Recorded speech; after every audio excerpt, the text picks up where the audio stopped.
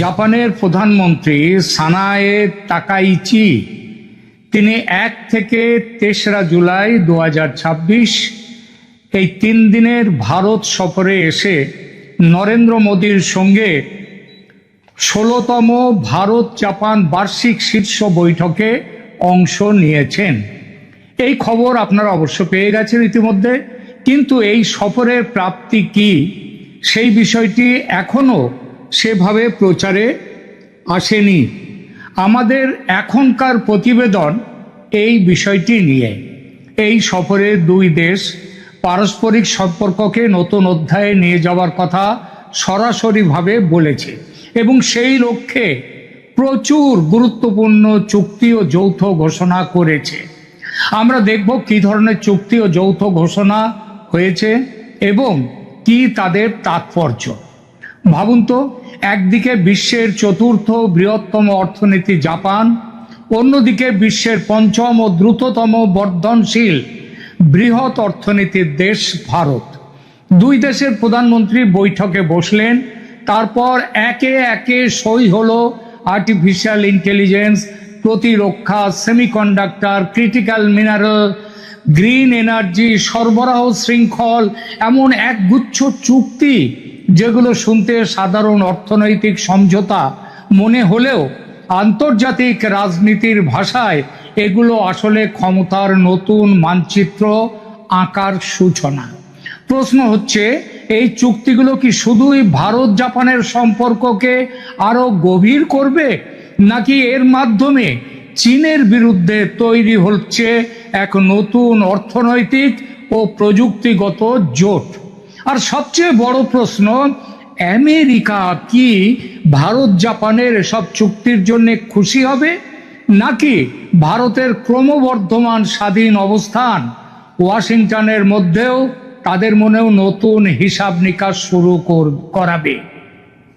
আমরা আরো দেখব প্রতিবেশী দেশ বাংলাদেশে এই চুক্তির কোনো প্রভাব পড়তে পারে কিনা। আজকের ভিডিওতে আমরা ধাপে ধাপে এই সমস্ত প্রশ্নের উত্তর খুঁজব। প্রথমে বলি, কেন এই সফর এত গুরুত্বপূর্ণ? অনেকে ভাবতে পারেন ভারত জাপানের মধ্যে তো আগেও সম্পর্ক ছিল, নতুন কি?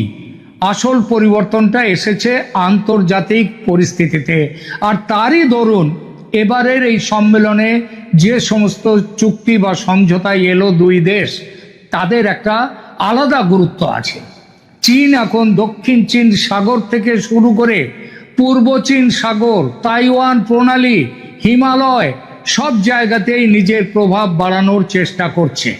অন্যদিকে ইউক্রেন যুদ্ধ এবং পশ্চিম এশিয়ার অস্থিরতা দেখিয়ে দিয়েছে বিশ্ব অর্থনীতি কয়েকটি দেশের ওপর অতিরিক্ত নির্ভর যদি করে বিশ্বের অর্থনীতি, তাহলে পুরো শিল্প ব্যবস্থা বিপর্যস্ত হয়ে যেতে পারে।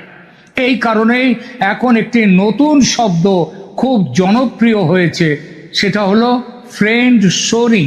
অর্থাৎ যেসব দেশকে রাজনৈতিকভাবে বিশ্বাস করা যায়, বন্ধু হিসেবে ধরে নেওয়া যায়, তাদের মধ্যে শিল্প সরবরাহ ব্যবস্থা নতুন করে এবং শক্ত করে গড়ে তোলা।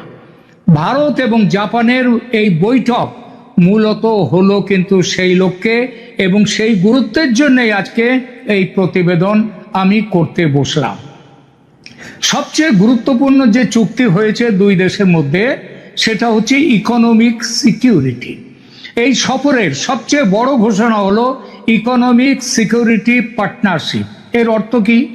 আজ পৃথিবীর অধিকাংশ ইলেকট্রনিক্স শিল্প নির্ভর করে যে জিনিসগুলোর উপর হলো সেমিকন্ডাক্টর, বিরল খনিজ যেগুলো রেয়ার আর্থ ম্যাটেরিয়ালস বলে, উন্নত ব্যাটারি, উচ্চ প্রযুক্তির উপাদানের উপর।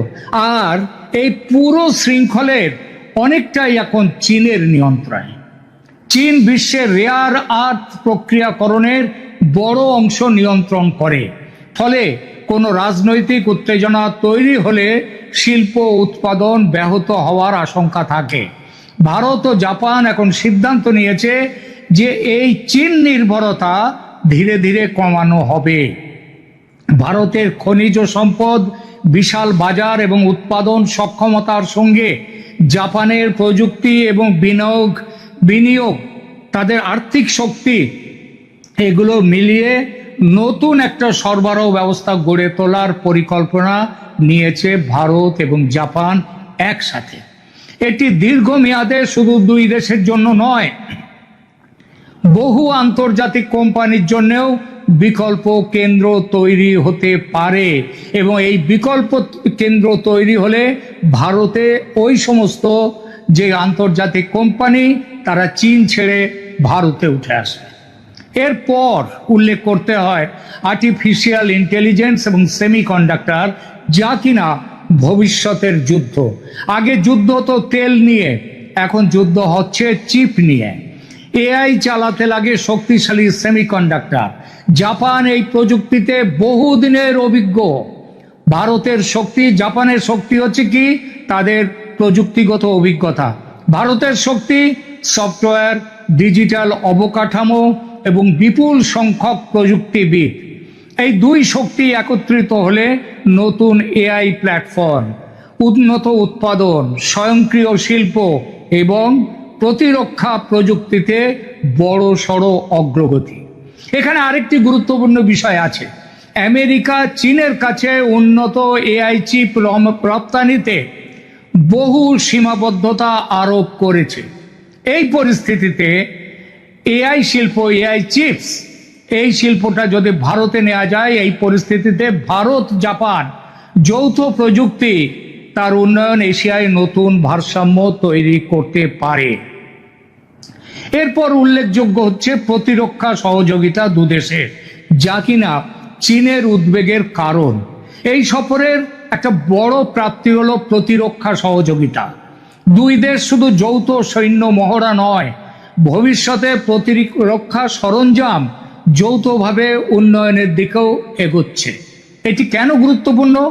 কারণ দেখুন, জাপান দ্বিতীয় বিশ্বযুদ্ধের পর দীর্ঘদিন প্রতিরক্ষা রপ্তানিতে তাদের ওপর, প্রতিরক্ষার ব্যাপারে তাদের ওপরে অনেক বাধা নিষেধ ছিল। প্রতিরক্ষা রপ্তানিতেও তাদের অত্যন্ত সংযত রাখা হয়েছিল এবং তাদেরকে তাদের যে প্রতিরক্ষা ব্যাপারটা অনেকটা দেখে এসছে আমেরিকা। আমেরিকার বহু সৈন্য জাপানে আছে। এখন পরিস্থিতি বদলাচ্ছে। চীন পূর্ব চীন সাগরে নিয়মিত সামরিক উপস্থিতি বাড়িয়ে চলেছে। ভারত লাদাখ সীমান্তে চীনের চাপের মুখে। অর্থাৎ ভারত জাপান দুই দেশই একই কৌশলগত চাপ চীনের কাছ থেকে অনুভব করছে। এই কারণে প্রযুক্তি ভাগাভাগি এবং যৌথ প্রতিরক্ষা উন্নয়ন ভবিষ্যতে ইন্দো প্যাসিফিক অঞ্চলের নিরাপত্তা কাঠামোকে আরো শক্তিশালী করতে পারে। এসব চুক্তির চীনের ওপর সম্ভাব্য প্রভাব কি হতে পারে এটা দেখা যাক। এটাই এই মুহূর্তের সবচেয়ে গুরুত্বপূর্ণ প্রশ্ন। চীন কি ভয় পাবে? ভয় শব্দটি নিশ্চিতভাবেই অতিরঞ্জিত, তবে উদ্বিগ্ন হওয়ার যথেষ্ট কারণ রয়েছে চীনের। কারণ যদি ভারত জাপান মিলে বিকল্প সাপ্লাই চেইন গড়ে তোলে, তাহলে বহুজাতিক সংস্থা ধীরে ধীরে উৎপাদনের একটি অংশ চীনের বাইরে সরিয়ে নিতে পারে এবং তাদের অবশ্যম্ভাবী গন্তব্য হবে ভারত। এর ফলে চীনের উৎপাদন নির্ভর অর্থনীতি প্রতিযোগিতার মুখে পড়বে। দ্বিতীয়ত, ভারত, জাপান, অস্ট্রেলিয়া এবং